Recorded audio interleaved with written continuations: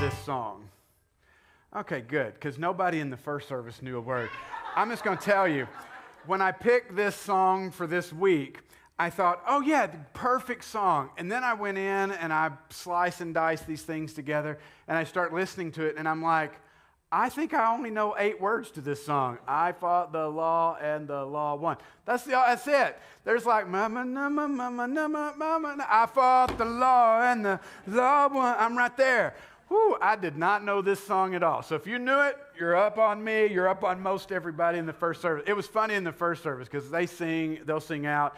And it was nothing, dead silence in those verse periods. And we get to those 8 words and everybody's saying it out loud. It was amazing.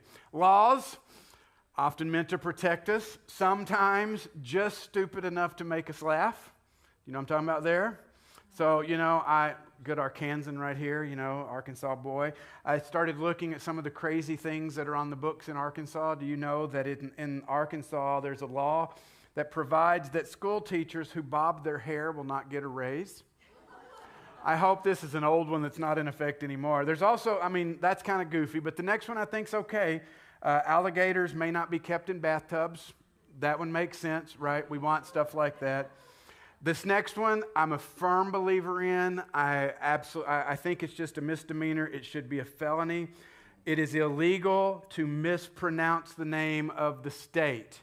It is Arkansas, not Arkansas, period, okay? I would throw you in jail and throw away the key if I could do that one. Lots of other laws at different places, like speaking of Kansas, hitting a vending machine, if it stole your money, that's illegal. Okay. Evidently the vending lobby was powerful in Kansas. Who knew? You guys better be aware. Delaware, whispering in church, illegal. What? Yeah, whispering in church. Georgia, I do not know where this one came from. Carrying an ice cream cone in your back pocket, illegal.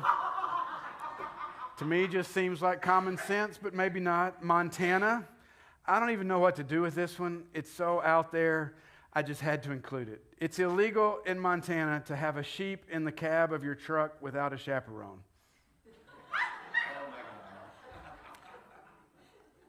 It's on the internet, so it's got to be true, right? Iowa, we're not exempt, I'm sorry to tell you.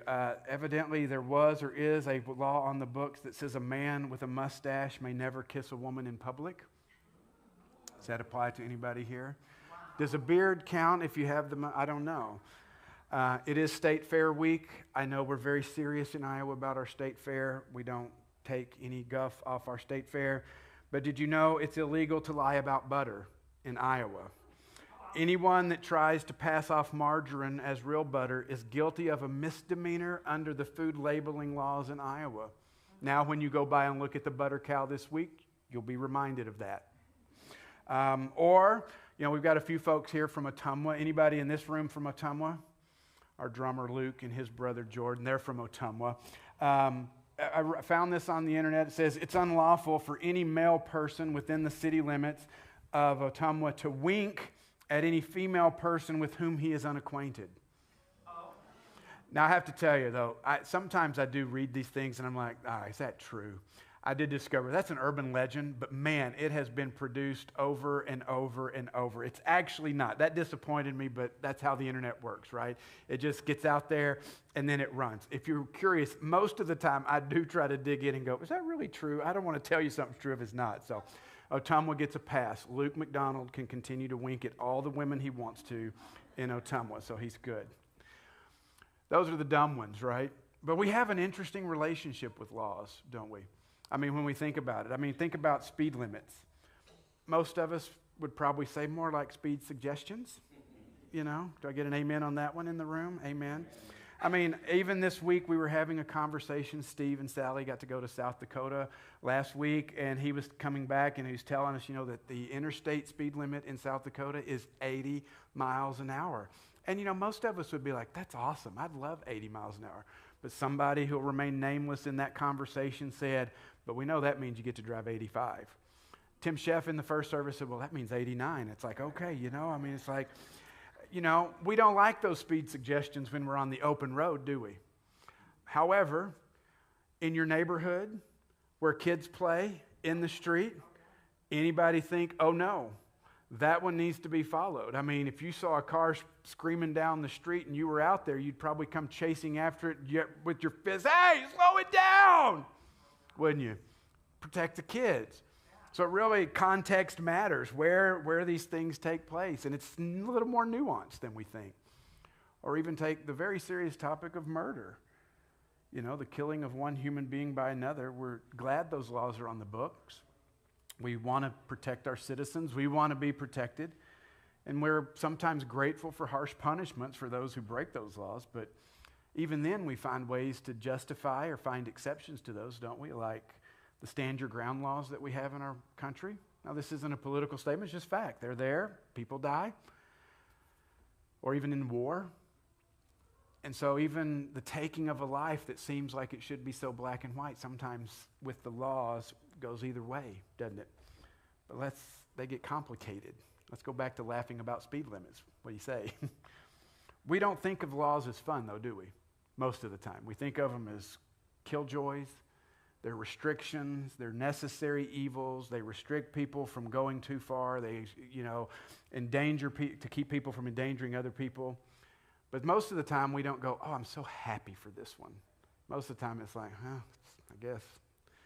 There's a psalm in the Bible that shows us another way to look at look at laws. Not in how we deal with human laws, but more specifically how we deal with God's law. How do we respond? How do we react to that? If you know what I'm talking about, it's Psalm 119. It's a very fascinating psalm. It's the longest one in the Psalter, 176 verses. So by the time we get done, it should be about 2:30. You guys good with that? I'm going to read it all, and I'm going to comment on every verse. No, we're not going to do that. But it's actually longer than some books of the Bible. It's that long. It is a pretty easy read. I've read it a few times in the last few weeks, and it's not difficult to get through.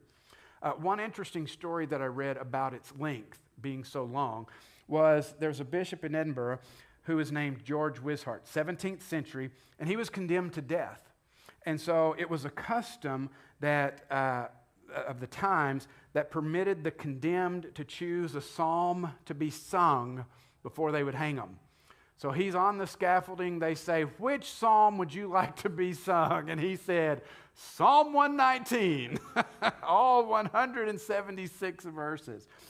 And amazingly enough, it saved his life because before 2/3 of the psalm was sung, a pardon arrived and his life was spared. See, did you know that Psalm 119 could save your life? It can. It's also very poetic in its writing. We don't get some of this because of our English translation, but in Psalm 119, there's 22 stanzas that have been written. Each stanza has 8 lines. And what's fascinating is that each stanza begins with a letter of the Hebrew alphabet, kind of like our A to Z. So it starts with A and then goes all the way in for their 22 letters. And then what's even more fascinating is that each line in the stanza starts with that letter. I thought, so like in the first stanza, every verse begins with A. The next one starts with B. Every verse begins with B. And so as you look at that, there was some great care given to writing this. This was meticulously written. I mean, I even tried my hand at writing something like that this week, and I just did half a stanza. But I did this. Brent enjoys watching sports. Baseball, however, is not his favorite. Boring, he says, as the game runs on and on. Better things to do than watching this on television. That's just 4 lines, all starting with B, and then I could have kept going. I could have done C and D. I think I might have been in trouble when I got to X. I'm just saying, I don't know how many sentences I can start with X-ray, But because it's so lengthy, I'm going to bring some of the highlights to you. We're going to jump into the first 16 verses, but if you read the whole thing for yourself, you'll find there is a coherent theme running through the entire thing from start to finish. And what is that theme? It really is about the power and the love of the law of the Lord. Or even better put, the love of the Word of God because it reveals God to us. So let's just read the first 16. It's not too long. Let's jump right in here. It'll be on the screen for you. It starts with this. Blessed are those whose ways are blameless, who walk according to the law of the Lord. Blessed are those who keep his statutes, who seek him with all their heart. They do no wrong but follow his ways. You have laid down precepts that are to be fully obeyed. Oh, that my ways were steadfast in obeying your decrees. Then I would not be put to shame when I consider all your commands. I will praise you with an upright heart as I learn your righteous laws. I will obey your decrees. Do not utterly forsake me. That's the first stanza. Then the second one starts in verse 9. How can a young person stay on the path of purity? By living according to your word. I seek you with all my heart. Do not let me stray from your commands. I have hidden your word in my heart that I might not sin against you. Praise be to you, Lord. Teach me your decrees. With my lips I recount all the laws that come from your mouth. I rejoice in following your statutes as one rejoices in great riches. I meditate on your precepts and consider your ways. I delight in your decrees. I will not neglect your word. Now, as it begins, if you were here a few weeks ago, you remember we kicked this series off with Psalm 1. There's very much a Psalm 1 flavor in the beginning of this, how it says, blessed are those who walk. We talked about walking, being planted by the stream of living water. If you missed it and you want to catch up with that one, it's on our podcast or on our website. Find it. We titled that one, Walk This Way, with a nice little Aerosmith song to kick us off that Sunday. But in these 16 verses, we begin to see and understand how the psalmist basically refers to and interact with God's word. And we begin to get a real understanding in just the words that are used. Because here, he refers to God's law or the word of God with a total of 8 synonyms throughout the entire 176 verses. There are 8 different ways that he refers to the law of God in the entire chapter. And we actually get all 8 in the first 16 verses. Did you catch them? I tried to highlight those as we were reading so you could see them. So there's the word law, which is the Hebrew Torah or God's word or law. Some of these words are translated very similarly. Statutes is one, ways, precepts, decrees, or commands. And then there's another Hebrew word that's translated law or rules. And then there's the one that's word or promise. And with the exception of just 6 verses of the 176, 170 of the lines have one of these words in it. Anybody think that was an accident? Anybody think that might have been on purpose? A real meticulous writing of this. We often don't think about that, do we? We often don't think about maybe a first draft or a second, but you can almost see that with this psalm. Somebody really meticulously poring over it. You know, when I try to alliterate points in my sermon, I at least have thesaurus.com to help me. This person doesn't have those tools, and so they were able to bring some real beauty there. But if you go to the trouble of referring to a singular thing with 8 different words, we might want to know, well, what in the world is that individual talking about? We've got 8 different words describing something. What is being described? Well, it would be easy for us to assume, because it talks about the law of the Lord or the God's law, it would be easy to just jump and say, Old Testament times, ancient Near Eastern civilization. Okay, we're talking about the 10 Commandments. Maybe that's what's being referred to here. I mean, he didn't just honor your father and mother part. You know, I love that part. I love that. But is that all he's going to? I can understand why he might say, oh yeah, we want to focus in here. But if that's really all that's being referred to, why wouldn't you just say that? Why would you take all the trouble to go about it and say 8 different words that each have a little twist on what they mean? They all don't mean identically the same thing. Why would you go to all that trouble? Well, maybe then it wasn't just the 10 Commandments. Maybe it was the Torah. We use that word. That first law is the Hebrew word Torah. The first 5 books of the Bible, that's known as the law. But again, it would seem that would be very limited in its scope, in how the writer here, as you continue to read the book. There seems to be so much more that the writer is talking about, so much more they want us to see and understand. What the writer here, I believe, is talking about can't be honestly limited even to necessarily a single idea. What he's wanting to convey is that the entirety of how God has revealed himself and what has been passed down to them and us in written and in verbal form. It's the entirety of how God has revealed himself and what's been passed down to us. As one thing I read this week said, it's God's ongoing work of instruction to provide guidance for his life. And that sounds like a good definition, doesn't it?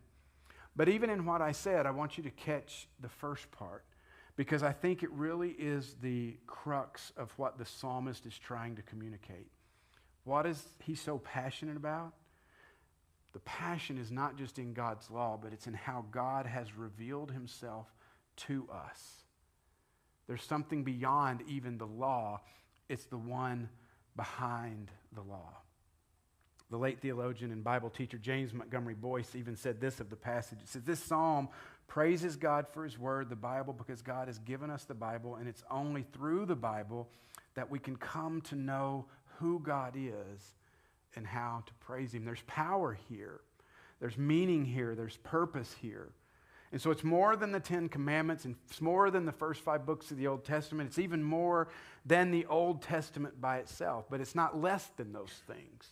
Let's be careful. We don't throw those things out. I know sometimes we can get tripped up on certain parts of the Bible. We may not like how they're written, or we may not fully understand what God is revealing about himself to us. So we may want to push those things aside. We wish God would have been clearer in some of the things he said. Maybe come out and say it so we didn't have to struggle with it or wrestle with it. But in not understanding, sometimes we may discount them. But we have to remember that Jesus gives us, I think, a proper perspective on what we do with God's word as we have it in written form.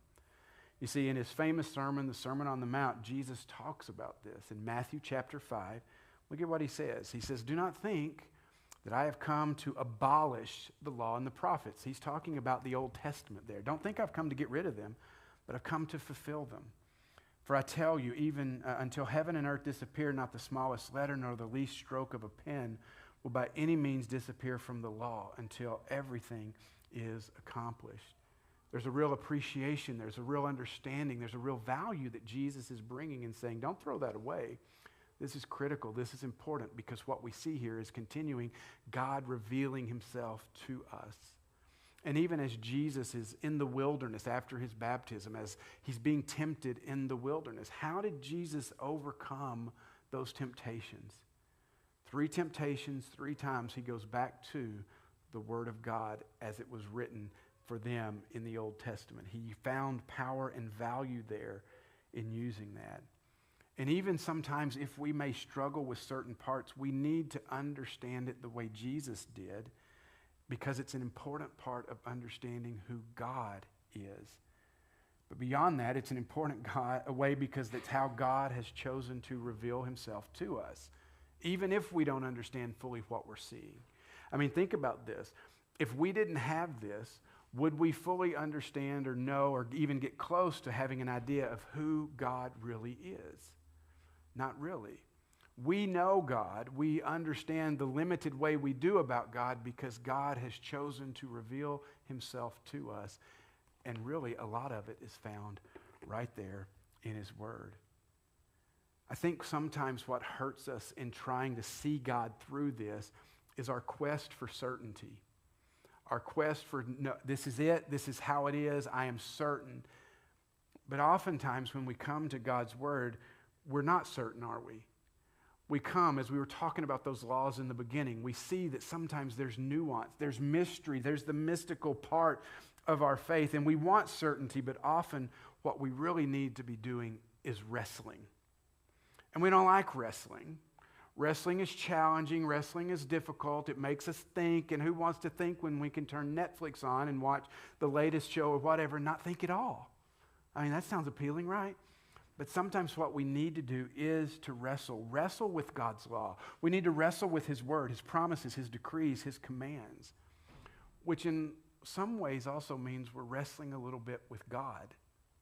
For many of us, that sounds so heretical. We can't wrestle with God. No, I think we can.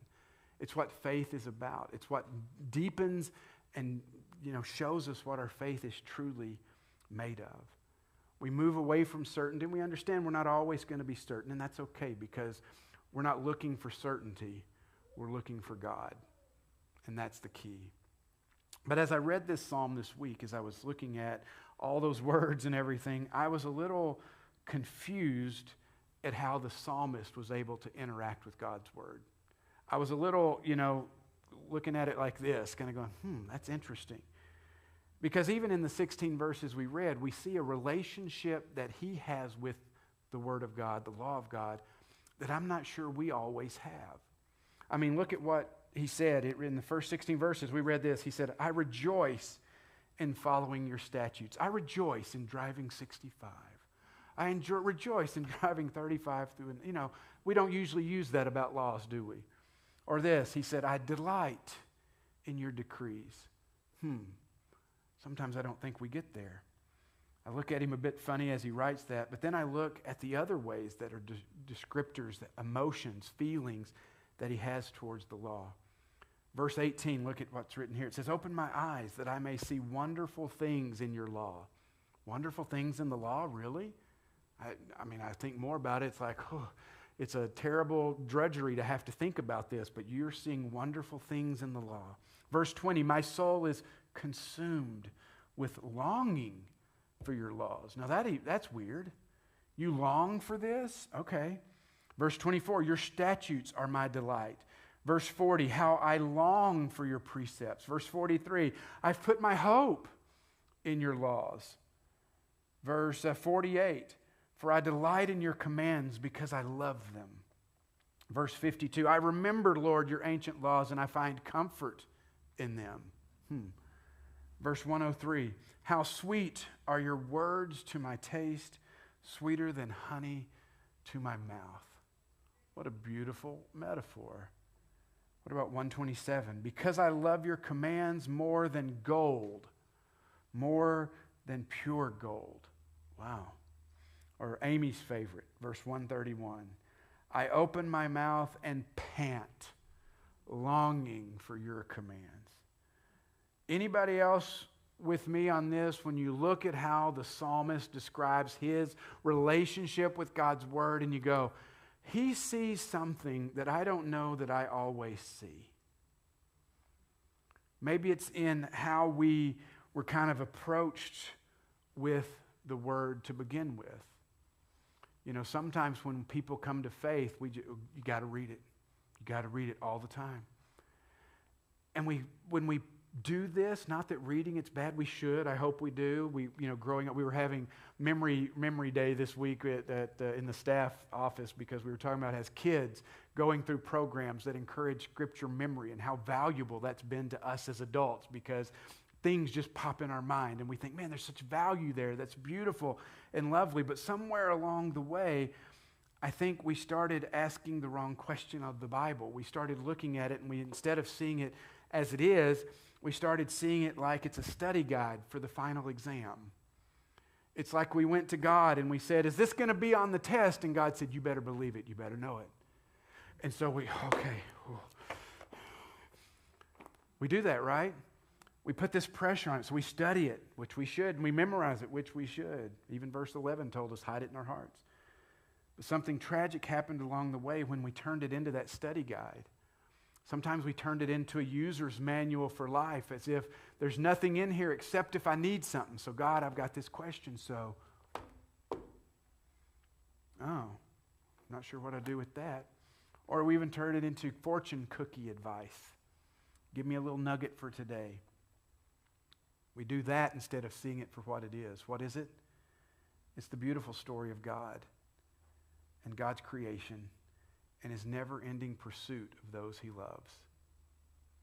Just think about the difference between those two things. A study guide. Who's ready to get in the study guide today? How many of you would love to open the most beautiful thing ever written, the beautiful story of a God, his creation, those made in his image, and his never-ending pursuit of those he loves? Which one of those do you want to dive into? Somewhere along the way we shifted it, didn't we? We made it this drudgery, this thing you have to do. Sometimes we've turned it into a weapon to bludgeon people with, unfortunately. And I think when all this happened, what also happened with this is we stopped being God-centric and we became Bible-centric. And can you think about the difference that might bring to our lives? Faith became all about information, knowing more, studying more. And instead, this became the end. Do you know the Bible? Do you know the Bible? How well do you know the Bible? Are you studying your Bible? Are you reading your Bible? And those things are not bad. But when this becomes the end, we miss the author of the Bible. We miss the one who the Bible is about. And in the end, this is about a relationship with God. And I think it's very sad how many people might have an incredible relationship with the Bible, but have absolutely no relationship with God. Because that's the purpose we have, the reason we have the Bible, is to know the one who's given it to us. And I think this is probably one of Jesus' biggest gripes. Not that people know the Word, not that people studied the Word, but how they missed the God of the Word. I mean, Jesus never criticizes the Old Testament. He never criticizes the law or the prophets, but he did criticize how the Pharisees and us handle the Word, what we do with the Word. And we need this reminder. God's Word is not merely a course of academic study. It's a way of life. The purpose of it is to lead us to God. Our goal isn't to pass the test. It's not about rigorous obedience even to some rules. It's about getting to know the one who wrote it and gave it to us. We have to stop seeing the Bible as what we are after. God is what we are after, a relationship with God. And the Bible is critically important in helping us get there. But do you see what can happen if we get those two things in the wrong position? It is. I was reading this week that Martin Luther once said, the Bible is alive and it speaks to me. And I read that and I went, that's weird. I mean, I've said that before too. But maybe we need to change the language. Yeah, does the Bible speak? Sure, but no, really it doesn't. The Bible is not speaking to you. It's God, the author of the Bible, speaking to you through the words. And there's a little bit of difference there. I've heard people say, oh, the Bible changes us. Well, maybe. But maybe God uses the Bible. It's God that's doing the changing through the Bible. We got to get the order correct. Don't listen to anything I'm saying as if I'm diminishing this. Absolutely not. There's such life in here. There's such breath in here. There's living water in here. There's so much that we need. But we can never get to the place where we go, this is the ultimate. This is the tool of how we get to the ultimate, which is our relationship with God. Even just as you read through Psalm 176, you look at the pronouns that the psalmist uses. Tons of times it's I and you and your. He's talking about this from a very personal perspective. And I read this week, it says, the psalmist has been expressing his desire to know God all along. This is a prayer to God about life with God. And really, as we look at Psalm 119, we could see it as the seeking of God's laws is actually the seeking of God himself. But there is another side to this, another step in this that we have to be aware of. Because even in Psalm 119, with its 176 verses, the longest of all the Psalms, talking about God's laws, his precepts, his word, all these things, even if you take that with all the other 149 Psalms, with all their beauty, all their praise, all their lament, you take Psalms with the other books of the Old Testament and add that all together, even then, still something was lacking.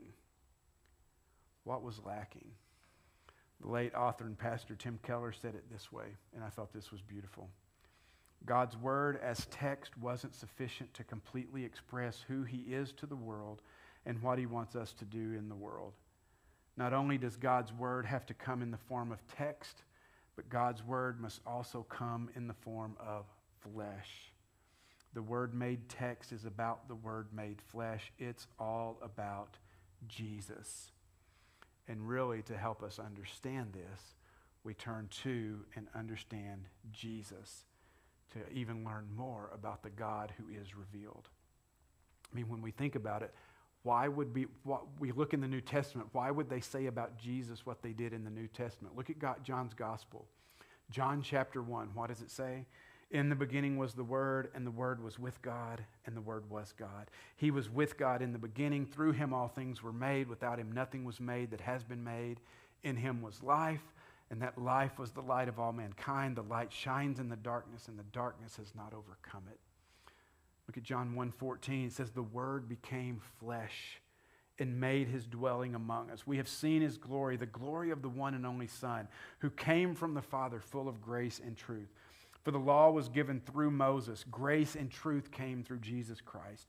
No one has ever seen God but the one and only Son, who is himself God and is in closest relationship with the Father and has made him known. Even in Hebrews, look at what the writer of Hebrews says in chapter 1. It says, in the past, God spoke to our ancestors through the prophets at many times in his various ways. But in these last days, he's spoken to us by his Son, whom he appointed heir of all things, and through whom he has made the universe. The Son is the radiance of God's glory and the exact representation of his being, sustaining all things by his powerful word. Do you catch the beauty there? Do you see what's happening here? That the word in text brings to us the word in flesh and reveals to us even more about God. The purpose of God's word, his law, his precepts, his commands, is to lead us to Jesus, the Word made flesh. Why? Because without Jesus, we are left with the crushing weight of a law that we can never measure up to. But who could measure up? Jesus, who took the crushing weight of the law upon himself all the way to the cross. Jesus. And I love what the psalmist writes, talking about a blameless walk. We don't often talk that way, do we? How do we find our walk blameless? Through Jesus. How can we find a life not full of shame? Through Jesus. Not forsaken, redeemed, rescued. All these things happen. Not because we're so great, not because we deserve it, but because of Jesus. And how the psalmist describes his experience with the Word, that delight, that hope, that sweetness, that becomes our experience with the Word in text and the Word in flesh. And when we find that relationship with God's Word, you know what we find? It's not drudgery. Nobody has to tell you to go read this or spend time with Jesus. It's not the overbearing list of rules to be followed. What we find is it becomes a wellspring of living water that we can't help but want to follow and live out. We'll find ourselves coming time and time again back to the Word, back to that well, because in it we find Jesus and we find God. And isn't that really what it's all about? So as we think about this, I wrap up with just a few questions. How do you treat God's Word, the law of God? Do you love it? Or do you kind of look at it and go, I guess I have to? If you get to that place where it's kind of that necessary evil in faith, have you ever stopped to consider why? It could be as simple as just seeing it as something it's not. Seeing it as a list of rules that are crushing and to remind you how terrible you are, rather than seeing it as this beautifully crafted story given to us to reveal to us an amazing and loving God. Do we see the Bible as life-giving? How are we engaging with God's Word? Do we see it as the fortune cookie, or do we stop and really spend time and meditate on it as we're encouraged to do? Are we finding God in it? And really, one of the last questions is this, is how is that Word, how is God's Word shaping you? Are we allowing it to seep into our lives, to meditate on it, to hide it in our hearts, to really begin to transform us from the inside out? We really have to move away from outside-in thinking, where, if I put the rubber band on my wrist and pop it every time I have a sinful thought, that'll change me. That's not what changes us. Knowing Jesus through the Word, living in relationship with the Father, that is what changes us from the inside out. And we get that because of this book, because of God's Word. My hope is that we can see the beauty in it because it leads us to a good and beautiful God who, through miraculous acts, has preserved his written word to us over millennia so that even us in the 21st century can come to know and love and follow him. As I was thinking about that this week, I thought, it really was only up until about 500 years ago that people started getting this in a form they could read and understand. Before that, it was written in languages they couldn't read and kept in places they didn't have access to. And the God that they heard about and that through its reading for them transformed their lives. And you know what? You've got that right there in your pocket. Isn't that amazing? Let's pray. God, thanks for your word. Thanks for what you find the relationship with us so important that for thousands of years you've had people writing down these incredible thoughts, these incredible words about who you are, writing down this incredibly beautiful story of creation and rejection and the law and the prophets and Exodus and on and on and on, that you, through the centuries, through the millennia, you have just preserved this so that we sit here today with this all around us all the time. Help us, God, to be like the writer of Psalm 119, to not look at your word as some task to be done, but what it is, a beautiful letter written for us to be able to know you better, to be able to live as citizens of your kingdom, and to be able to be the extension you need us to be in this world so that others too can see and know and experience your incredible love. So we thank you for this. Thank you, Jesus. You are the living word, the word in flesh, come to live among us, to show us perfectly what the Father is like. And Holy Spirit, we thank you that you will illuminate for us the things that may confuse us, and you'll bring into our lives the transforming power of the Word of God. Thank you for leaving it for us. Thank you for giving it to us. Continue to speak to us, God. We love you. We praise you for what you've done. In Jesus' name, amen. All right, so the goal this week is not to read as much as you can of the Bible, but the goal this week is to turn to the Bible and discover the God that loves you and is revealing himself to you through it. So thanks for being here this morning. Hope you've been encouraged. Hope you've been enjoy the fellowship and the connection with one another. And hope you have a great week, and we will see you next Sunday. Bye.